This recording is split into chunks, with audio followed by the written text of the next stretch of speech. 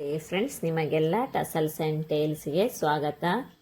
ಇವತ್ತು ನಾವು single step crochet ಕುಚ್ಚು ಡಿಸೈನ್ ಮಾಡಲಿಕ್ಕಿದ್ದೇವೆ. ಈ ಡಿಸೈನ್ನಲ್ಲಿ ಡಬಲ್ ಕ್ರೋಶಾ ಮತ್ತು ತ್ರಿಬಲ್ ಕ್ರೋಶಾವನ್ನು ಯೂಸ್ ಮಾಡಿಕೊಂಡು ಮಾಡಲಿಕ್ಕಿದ್ದೇವೆ. ಬನ್ನಿ ಹೇಗೆ ಮಾಡೋದು ಅಂತ ನೋಡೋಣ. ಈ ರೀತಿಯಲ್ಲಿ 6 ಸ್ಟ್ರಾಂಡ್ ಸಿಲ್ಕ್ ಥ್ರೆಡ್ ತೆಗೆದುಕೊಂಡು ಅದಕ್ಕೊಂದು ನಾಟ್ ಹಾಕಿ, ನಾಟು ಮೇನ್ ಫ್ಯಾಬ್ರಿಕ್ನ ಬ್ಯಾಕ್ ಸೈಡ್ ಬರುವಾಗಿ ಈ ರೀತಿಯಲ್ಲಿ ಹಿಡ್ಕೊಂಡು ಒಂದು ಸಿಂಗಲ್ ಕ್ರೋಶೆ ಮಾಡಿಕೊಳ್ಳೋಣ. ಈಗ ಥ್ರೆಡ್ ಸಾರಿಗೆ ಫಿಕ್ಸ್ ಆಗಿದೆ. ನೆಕ್ಸ್ಟ್ ಅದರ ಪಕ್ಕದಲ್ಲೇ ಇನ್ನೊಂದು ಸಿಂಗಲ್ ಕ್ರೋಶೆ ಮಾಡಿಕೊಳ್ಳೋಣ. ಅದು ಥ್ರೆಡ್ ಸೆಕ್ಯೂರ್ ಆಗಿರಲಿ ಅನ್ನೋ ಕಾರಣಕ್ಕೋಸ್ಕರ ನಾವು 2 ಟೈಮ್ಸ್ ಸಿಂಗಲ್ ಕ್ರೋಶೆ ಹಾಕೊಳ್ಳೋದು ಈ ರೀತಿಯಾಗಿ. ಇನ್ನು ನೆಕ್ಸ್ಟ್ 2 ಚೈನ್ ಸ್ಟಿಚ್ ಹಾಕಿಕೊಳ್ಳೋಣ.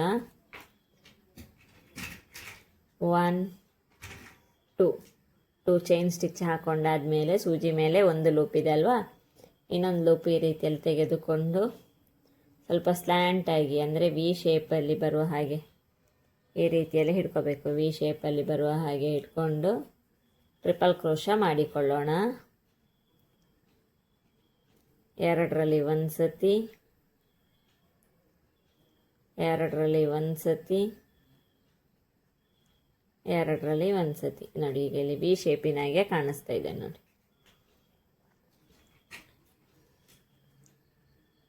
ಇನ್ನು 2 ಟೈಮ್ಸ್ ಮಾಡ್ಕೋಬೇಕು triple crochet. Total 3 times triple crochet ಮಾಡ್ಕೋಬೇಕು ನಾವು. 2ರಲ್ಲಿ ಒಂದು ಸತಿ, 2ರಲ್ಲಿ ಒಂದು ಸತಿ, 2ರಲ್ಲಿ ಒಂದು ಸತಿ. ಅಲ್ಲೇ ಪಕ್ಕದಲ್ಲೇ ಮಾಡಿಕೊಂಡ್ರೆ ಆಯಿತು ಟ್ರಿಪಲ್ ಕ್ರೋಶಾ.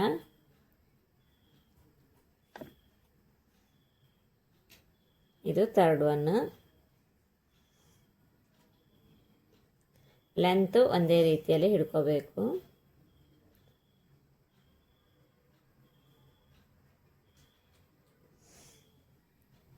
ಈಗ ನಾವು 3 ಸತಿ ಟ್ರಿಪಲ್ ಕ್ರೋಶಾ ಮಾಡಿಕೊಂಡು ಆಗಿದೆ.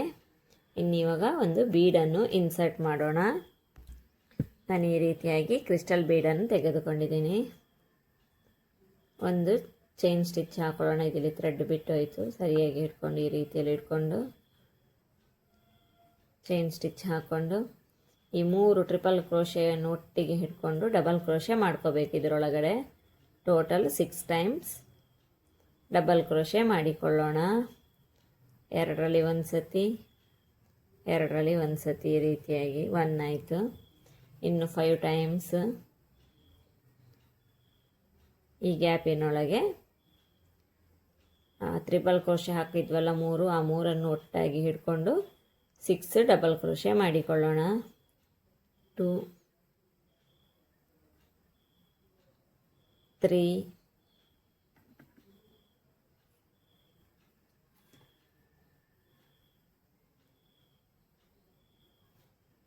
4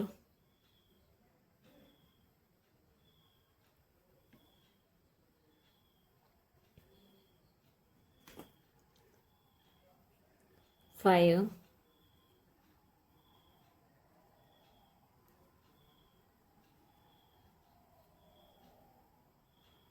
6th one.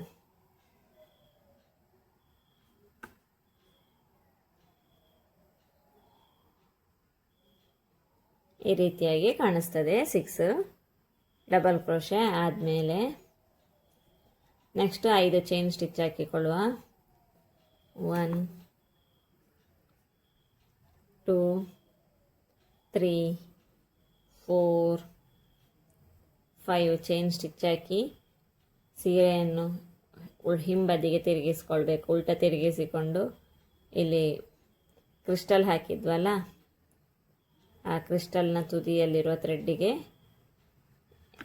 ಈ 5 ಚೈನನ್ನು ಫಿಕ್ಸ್ ಮಾಡಿಕೊಳ್ಬೇಕು. ಈ ರೀತಿಯಾಗಿ ಸಿಂಗಲ್ ಕ್ರೋಶೆ ಹಾಕ್ಕೊಂಡು ನೆಕ್ಸ್ಟ್ ಸೀರೆಯನ್ನು ಸೀದಾ ಸೈಡಿಗೆ ತಿರುಗಿಸಿಕೊಳ್ಳುವ. ನೋಡಿ, ಈ ರೀತಿಯಾಗಿ ಕಾಣಿಸ್ತದೆ. ನೆಕ್ಸ್ಟ್ 2 ಚೈನ್ ಸ್ಟಿಚ್ ಹಾಕುವ. ಇನ್ನು ಈ 5 ಚೈನ್ ಸ್ಟಿಚ್ಚಿನ ಗ್ಯಾಪ್ ಇದೆ ಅಲ್ವಾ, ಇದರೊಳಗಡೆ 6 ಟೈಮ್ಸ್ ನಾವು ಡಬಲ್ ಕ್ರೋಶೆ ಹಾಕ್ಕೊಳ್ಬೇಕು. ಹಾಗೆ ಡಬಲ್ ಕ್ರೋಶೆ ಒಂದು ಡಬಲ್ ಕ್ರೋಶೆ ಆದಮೇಲೆ 3 ಚೈನ್ ಸ್ಟಿಚ್ ಹಾಕ್ಕೊಂಡು ಪೀಕಾಟ್ ಮಾಡ್ಕೊಳ್ಬೇಕು. ಈಗ ಒಂದು ಡಬಲ್ ಕ್ರೋಶೆ ಆಯಿತು. ನಾನು 3 ಚೈನ್ ಸ್ಟಿಚ್ ಹಾಕ್ಕೊಂಡೆ. ಈ 2 ಗ್ಯಾಪ್ ಇದೆ ಅಲ್ವಾ, 2 ಚೈನ್ ಸ್ಟಿಚ್ಚು ಮತ್ತು ಡಬಲ್ ಕ್ರೋಶೆ, ಆ ಗ್ಯಾಪಿನಲ್ಲಿ ಒಂದು ಪೀಕಾಟ್ ಮಾಡಿಕೊಂಡೆ. ಇದು ಸೆಕೆಂಡ್ ಒನ್. ಇದೇ ರೀತಿ 6 ಟೈಮ್ಸ್ ಮಾಡಿಕೊಳ್ಬೇಕು. ಥ್ರೆಡ್ ಬಿಟ್ಟೋದ್ರೆ ಈ ರೀತಿಯಲ್ಲಿ ಹಿಡ್ಕೋಬೇಕು. ಅದು ಇಲ್ಲಿ ಕೈಯಲ್ಲಿ ದಾರ ಕಮ್ಮಿ ಆಯ್ತಲ್ಲ, ಹಾಗಾಗಿ ಥ್ರೆಡ್ ಬಿಟ್ಟೋಗಿದ್ದು. ಬೇಗನೆ ಮಾಡಿಕೊಳ್ಳುವಂಥ ಡಿಸೈನ್ ಇದು, ಸಿಂಗಲ್ ಸ್ಟೆಪ್ ಆದ ಕಾರಣ. ಗ್ರ್ಯಾಂಡ್ ಲುಕ್ ಕೂಡ ಬರ್ತದೆ ಈ ಡಿಸೈನಲ್ಲಿ. ನಾನು ಬೀಡ್ಸ್ ಕಲರ್ ಹೋಗಬಾರ್ದು ಅನ್ನೋ ಕಾರಣಕ್ಕೋಸ್ಕರ ಕ್ರಿಸ್ಟಲ್ ಬೀಡನ್ನು ಯೂಸ್ ಮಾಡ್ಕೊಂಡಿದ್ದೀನಿ. ನೀವು ಯಾವ ಬೀಡ್ಸ್ ಬೇಕಾದರೂ ಯೂಸ್ ಮಾಡ್ಬೋದು. ಕಲರ್ ಕ್ರಿಸ್ಟಲ್ ಬರ್ತಾವಲ್ಲ, ಅದನ್ನು ಕೂಡ ಯೂಸ್ ಮಾಡ್ಕೋಬೋದು ಬೇಕಾದರೆ. ನಾನು ಈ ಕ್ರಿಸ್ಟಲನ್ನು ಯೂಸ್ ಮಾಡಿದ್ದೀನಿ.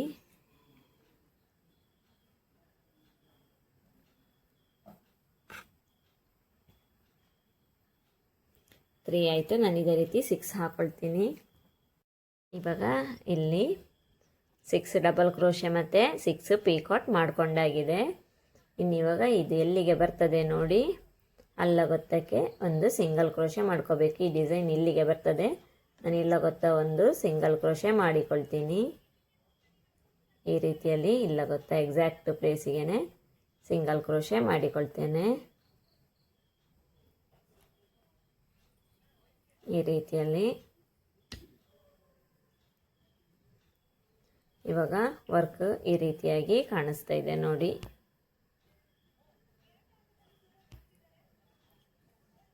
ಇನ್ನು 4 ಚೈನ್ ಸ್ಟಿಚ್ ಹಾಕುವ. ಇದು ಕುಚ್ಚು ಕಟ್ಟಲಿಕ್ಕೆ 1 2 3 4 ಎಲ್ಲ ಗೊತ್ತಾ ಬರ್ತದೆ ನೋಡಿ. 4 ಚೈನ್ ಸ್ಟಿಚ್ಚು ಅಲ್ಲ ಗೊತ್ತಾನೆ ಸಿಂಗಲ್ ಕ್ರೋಶೆ ಹಾಕ್ಕೊಳ್ಬೇಕು ಎಕ್ಸಾಕ್ಟ್ ಪ್ಲೇಸಿಗೆ. ಈ ರೀತಿಯಾಗಿ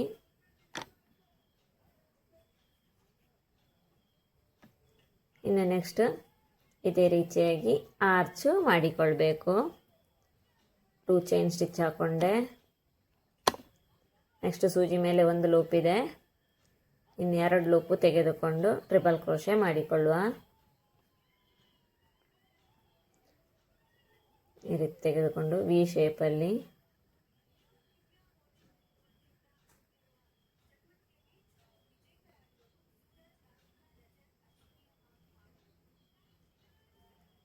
ಎರಡರಲ್ಲಿ ಒಂದು ಇದೇ ರೀತಿ 3 ಸತಿ ಮಾಡಿಕೊಳ್ಬೇಕು ಟ್ರಿಪಲ್ ಕ್ರೋಶೆ.